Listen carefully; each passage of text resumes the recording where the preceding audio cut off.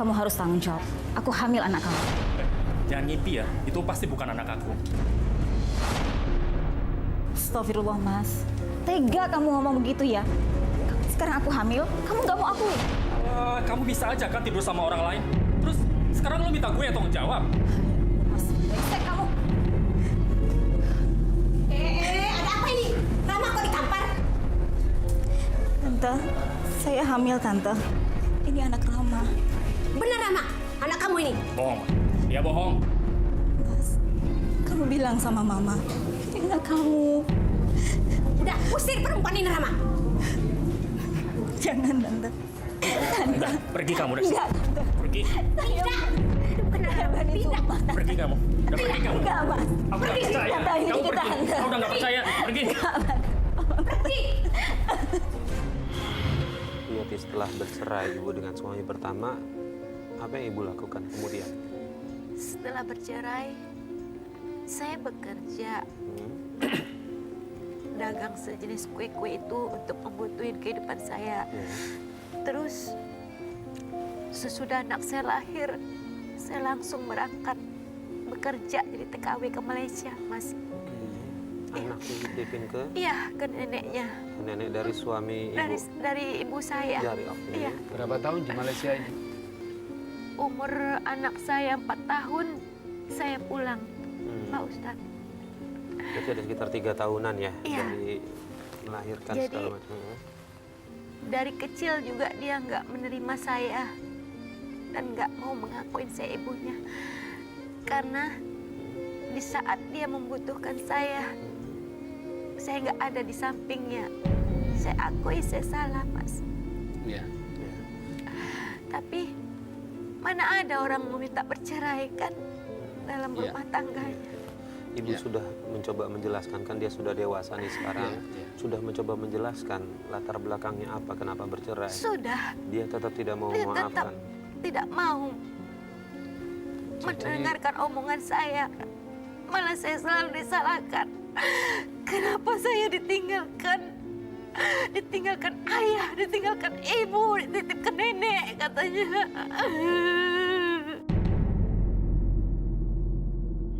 Ya Allah, aku kangen Dani ya Allah. Tapi di mana dia? Aku pengen bertemu. Kayak Dani. Dani? Dani? Dani?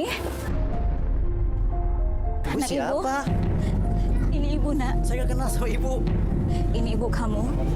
Dan ibu minta maaf karena kemarin kita terpisah setelah sekian lama. Ibu sama orang kali. Enggak, Dani.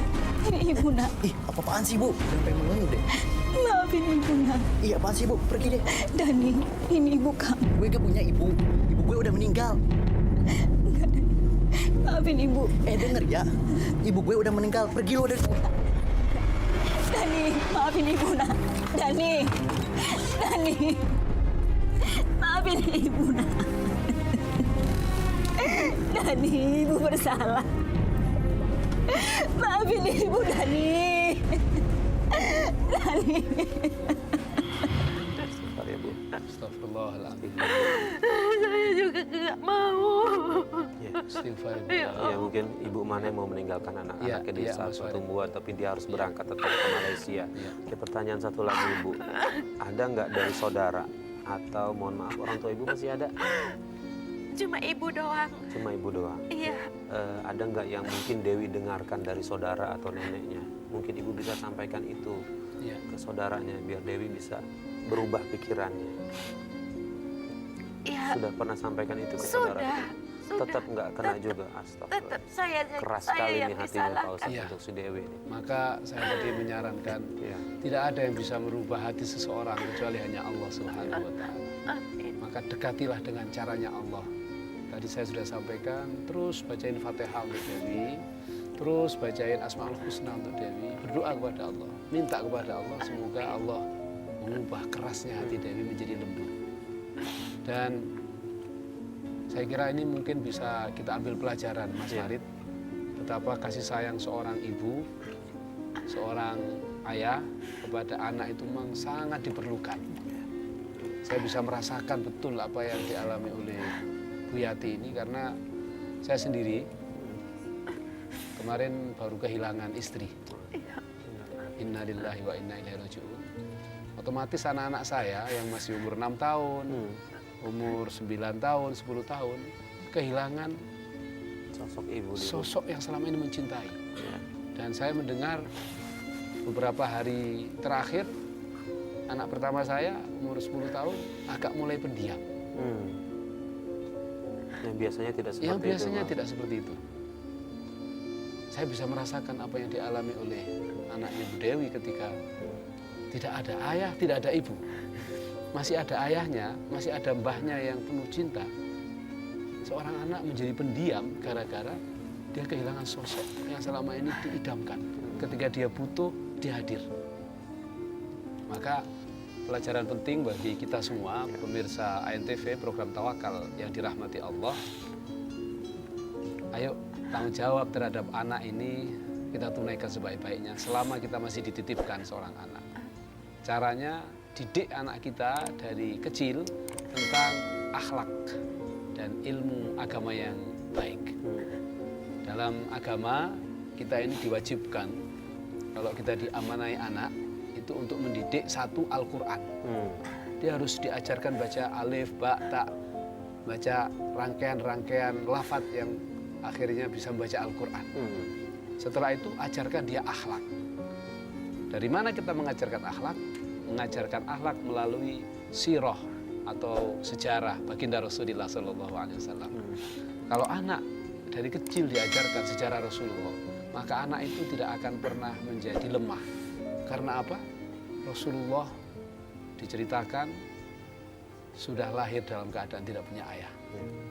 Sehingga apa yang dialami oleh anak-anak yang lahir tanpa ayah pun mereka bisa berbesar hati karena junjungannya, panutannya itu merasakan hal yang sama. Apalagi anak yang lahir dengan kesempurnaan, masih ada ayah dan ibu. Nah, ini pentingnya kita mengajari anak sejak dini. Nah, Bu Yati, setelah Ibu Yati pulang nggak kenal lagi, Ibu katanya memutuskan untuk menikah lagi ya. Terus kemudian katanya di pernikahan kedua suami Ibu berlaku kasar, betul? Boleh diceritakan perlakuan kasarnya seperti apa, Bu? Di pernikahan saya yang kedua lebih kasar daripada yang pertama, Mas.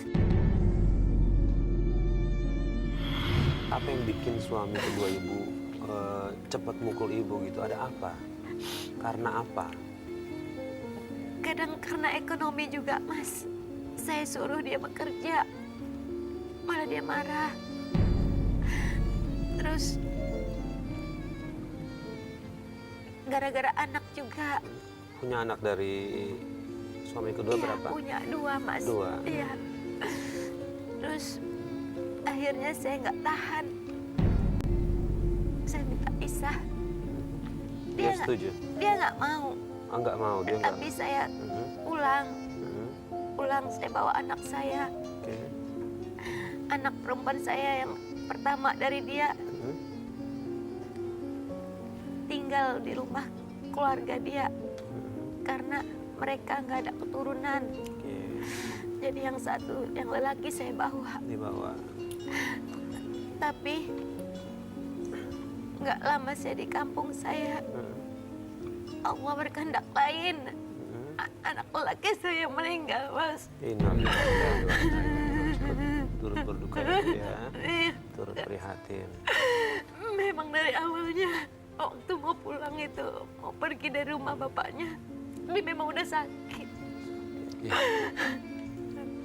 Bapaknya tahu itu kabar anaknya meninggal? Enggak Saya tahu. nggak kabarin. Enggak dikabarin. Iya. Untuk apa saya kabarin? Tuh anak saya juga gak hidup lagi. Oke. Cerainya sudah cerai resmi atau Ibu memang meninggalkan saja? Saya meninggalkan. Artinya belum ada keputusan Iya, pengadilan. karena saya nggak tahan dipukul-pukulnya mulu.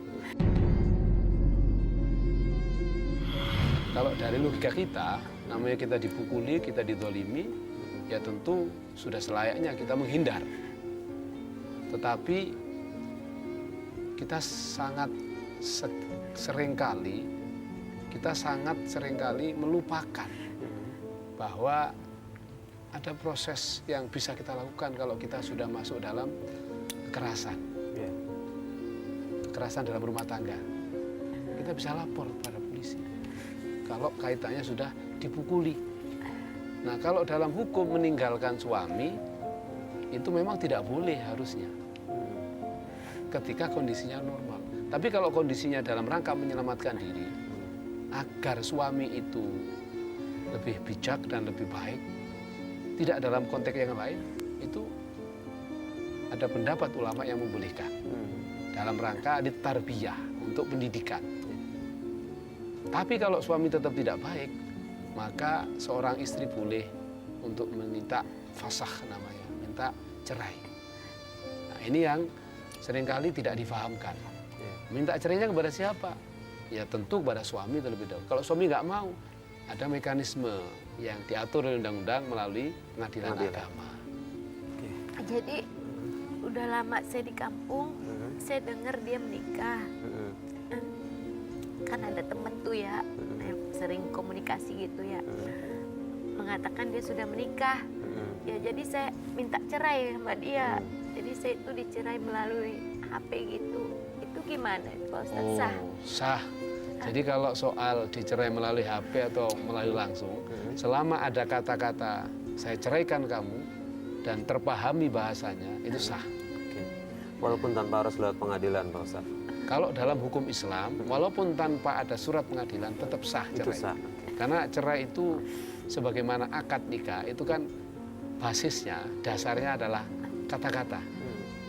Yang membedakan seseorang menjadi sah berhubungan suami istri dengan binatang karena berzina seseorang itu kan hanya kata-kata qabiltu, saya terima nikahnya. Tidak yang lain. Hanya negara mencatat melalui surat nikah itu agar tidak main-main. Sebagaimana juga dalam Islam membatalkan pernikahan bagi seorang suami yang disebut dengan tolak, itu cukup dengan kata-kata kamu saya ceraikan saat ini karena kamu tidak becus misalnya. Atau ada kalimat lembut tapi bermakna Itu sebuah makna perceraian, seperti kamu seperti ibuku. Nah, kalau kamu seperti ibuku kan berarti haram untuk saya. Saya hidupi, saya kumpuli, saya tiduri misalnya. Itu sudah masuk dalam kategori kata-kata atau kalimat untuk bercerai. Tidak boleh.